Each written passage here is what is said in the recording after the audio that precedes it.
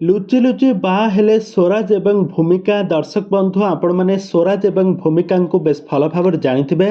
ତାଙ୍କ ଦୁହିଁଙ୍କର ଆକ୍ଟିଂକୁ ତ ଆପଣମାନେ ବହୁତ ସାରା ଓଡ଼ିଆ ସିନେମାରେ ଅଭିନୟ କରୁଥିବାର ଦେଖିଥିବେ।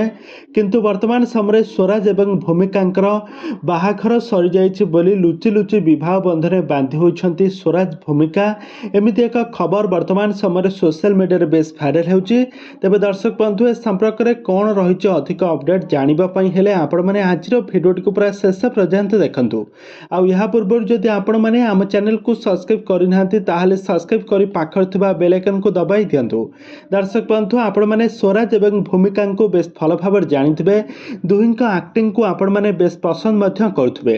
କିନ୍ତୁ ବର୍ତ୍ତମାନ ସମୟରେ ସ୍ୱରାଜ ଏବଂ ଭୂମିକାକୁ ତ ଆପଣମାନେ ସମସ୍ତେ ପୂର୍ବରୁ ବହୁତ ସାରା ଓଡ଼ିଆ ସିନେମା ବା ବହୁତ ସାରା ଓଡ଼ିଆ ସିରିଜ୍ ହେଉ, ବହୁତ ସାରା ଓଡ଼ିଆ ଆଲବମ୍ରେ ହେଉ, ସେ ଦୁହେଁ ଶିଶୁ କଳାକାର ଭାବରେ ବହୁତ ସୁନ୍ଦର ଅଭିନୟ କରିଥିଲେ। ତାଙ୍କର ଆକ୍ଟିଂକୁ ଆଜି ପର୍ଯ୍ୟନ୍ତ ଦର୍ଶକମାନେ ବହୁ ମାତ୍ରାରେ ପସନ୍ଦ କରୁଛନ୍ତି। ଆଉ ବର୍ତ୍ତମାନ ସମୟରେ ସ୍ୱରାଜ ଏବଂ ଭୂମିକା ବହୁତ ସାରା ଓଡ଼ିଆ ସିନେମାରେ ଲିଡ୍ ହିରୋ ଏବଂ ହିରୋଇନ୍ ଭାବରେ ଜବରଦସ୍ତ ଆକ୍ଟିଂ କରୁଛନ୍ତି। ତାଙ୍କର ଆକ୍ଟିଂକୁ ସାରା ଓଡ଼ିଶାର ଦର୍ଶକମାନେ ବେଶ ପସନ୍ଦ ମଧ୍ୟ କରୁଛନ୍ତି। କିନ୍ତୁ ଏହାରି ମଧ୍ୟରେ ସ୍ୱରାଜ ଏବଂ ଭୂମିକାଙ୍କର ପ୍ରତିବର୍ଷ 2ରୁ 3ଟି ଓଡ଼ିଆ ସିନେମା ରିଲିଜ୍ କରନ୍ତି। ସେ ପ୍ରଥମେ ଗୋଟେ ଓଡ଼ିଆ ସିନେମାରେ ତାଙ୍କର ଅଭିନୟ କ୍ୟାରିୟର ଆରମ୍ଭ କରିଥିଲେ। ସେ ତାପରେ ତୁ ମୋ ଲଭ୍ ଷ୍ଟୋରି ସିନେମା ମାଧ୍ୟମରେ ବହୁତ ସୁନ୍ଦର ଭଲ ପାଇବା ପାଇଥିଲେ। ସାରା ଓଡ଼ିଶାର ଦର୍ଶକମାନଙ୍କ ଠାରୁ ବହୁତ ଭଲ ପାଇବା ପାଇବା ପରେ ସେ ଆଉ ପଛକୁ ଫେରି ଚାହିଁନାହାନ୍ତି। ଦୁହିଁଙ୍କ ଯୋଡ଼ିକୁ ଦର୍ଶକମାନେ ବହୁ ମାତ୍ରାରେ ପସନ୍ଦ କରନ୍ତି। ଆଉ ବର୍ତ୍ତମାନ ସମୟରେ ସେ ଗୋଟେ ନୂଆ ଓଡ଼ିଆ ସିନେମାରେ ଅଭିନୟ କରିବା ପାଇଁ ଅଭିନୟ କରୁଛନ୍ତି। ଆଉ ଏହି ସିନେମାଟି ଆସନ୍ତା ରଜରେ ରିଲିଜ୍ ହେବ।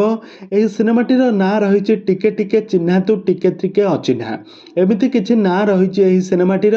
ଆଉ ଏହି ସିନେମାରେ ଦୁହେଁ ପରସ୍ପରଙ୍କୁ ବିବାହ କରିଛନ୍ତି। ବିବାହର ଗେଟଅପ୍ରେ ନଜର ଆସିଛନ୍ତି ସ୍ୱରାଜ ଏବଂ ଭୂମିକା।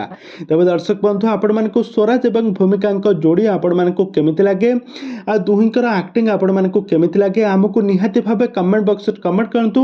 ଆଗକୁ ଏହିଭଳି ଅଲିଉଡ ସମ୍ବନ୍ଧିତ ବା ସିରିଏଲ ଦୁନିଆ ବିଷୟରେ ଅଧିକ ଖବର ଜାଣିବା ପାଇଁ ହେଲେ ଆପଣମାନେ ଆମ ଚ୍ୟାନେଲକୁ ସବସ୍କ୍ରାଇବ୍ କରି ପାଖରେ ଥିବା ବେଲ୍ ଆଇକନକୁ ଦବାଇ ଦିଅନ୍ତୁ।